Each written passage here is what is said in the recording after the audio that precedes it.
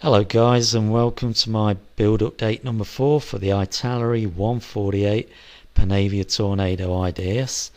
That is my entry into the Classic Plastic 101 Appreciation Group build.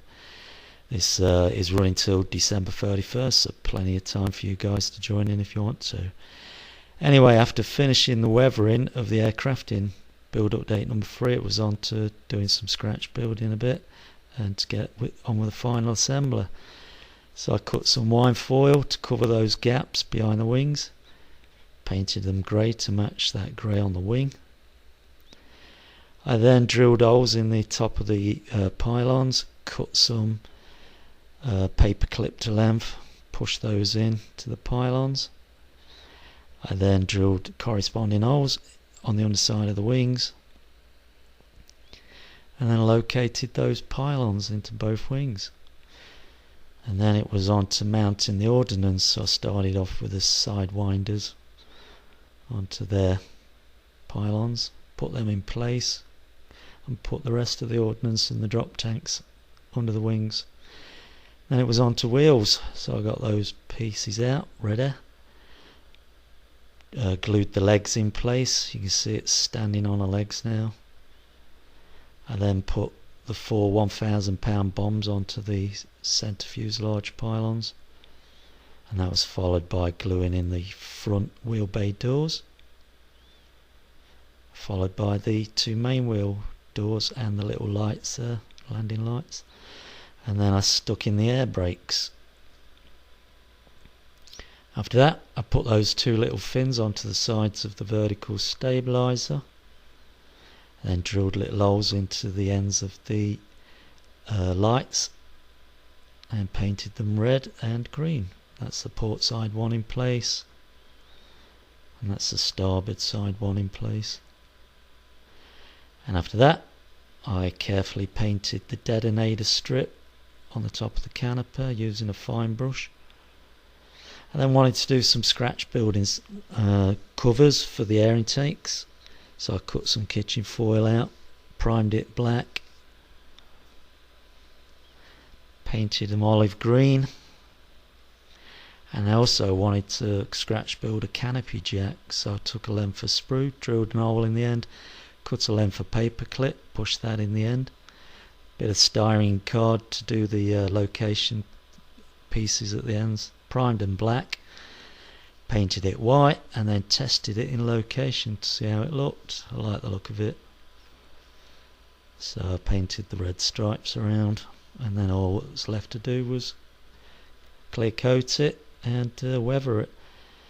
I then put the air intake covers in place. I like the look of those, and that was followed by putting the little handles on the doors, one each side, and then onto the antennas behind the cockpit and the little one in front of the cockpit.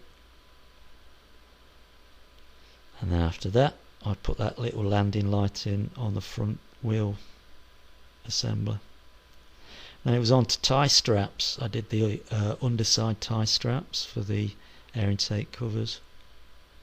I then wanted to make caps for both of the side winders, so cut 2 lengths of sprue, drilled holes in the middle of them, located them on cocktail sticks and painted them yellow, and then with a bit of wine foil I made the little handles there and then put them into location like that. After that, I did the tie straps for the top side of the air intake covers, and then glued the refueling probe in place in the open position, and that was followed by gluing the pitot tube spike on the nose. So it was on to making some more scratch built parts. So I got a bit of kitchen foil, stuck some foil on the back, some tape on the back, glued it down. I then wanted to do some chocks for the front wheels, so I went into the spares box, found these parts that had triangular sections in the middle. I cut those out, primed them black. At the same time I primed that foil black that I'd stuck down to that board. And then that foil is going to become red and white warning stripe tags. So I airbrushed it red. I then got a bit of stretch sprue, painted that black, and painted those chocks yellow. So now I've got chocks, caps, and a canopy jack scratch built. I then primed the other side of that foil, because both sides wants to be red with white stripes. And then airbrushed it red, so both sides are now red. Let that dry.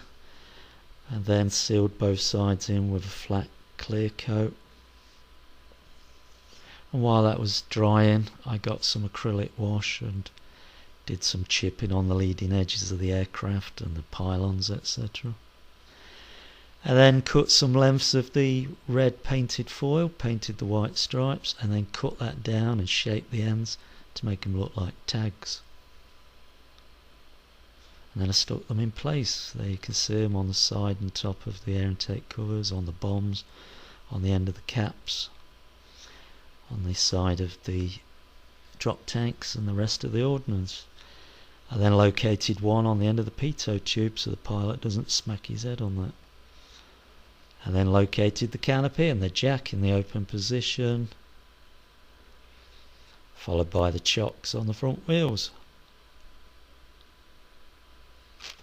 And then I wanted to make a cover for the air intake on the front of the vertical stabilizer, so using some thin plastic card. It's 2 levels of plastic card stuck there with a little handle. And then 2 more I made for the exhaust vents on the back of the stabilizer. And there they are, glued in place with tags on and painted red. And that's a rear view to show those exhaust vent ones in place. I then decided I wanted to put this all on a base because I'd done so much, so I got an old table placemat which has a cork base. I primed it black, Steinel Res black as always, and then taped a demarcation line on there, and then got a few paints together, white, beige and grey, and mixed a concrete sort of colour, airbrushed that in place, then removed the tape, and then marked out the paving slabs with a rule and pencil. I then wanted to put a yellow stripe down the centre of the runway, so I masked it, airbrushed the stripe, and then outlined that with 2 black stripes. I then sealed that all in with a gloss clear coat so I could weather it. But before weathering, I decided to use some Moldacine plaster, mix them up and fill in that black area. I then mixed a dark dirt wash with some oil paint, put in some stains, and then mixed a stone colour wash to fade down those black lines. I then masked because I'd forgotten to paint a white stripe to signify the side of the runway. There it is, airbrushed and the tape removed. Then it was on to airbrushing a dark earth colour onto that moulded plaster to look like earth, and then sealed that all in with a flat clear coat. And then there was a few divots, and I wanted to try out my water effects for the first time, so I squoze some into those divots, and that takes 24 hours to dry. So then it was on to gluing some tufts of grass in using CA glue. I then put some scenic cement on the rest of it and sprinkled some static grass flock on there, and took a photograph of that. I like the look of that. I thought, first time, not bad. And that was it, guys, for this update. So coming soon to a YouTube theatre near you, the final reveal. Stay tuned. There's a quick sneak preview for you guys. So until then, Tally-o, chocks away.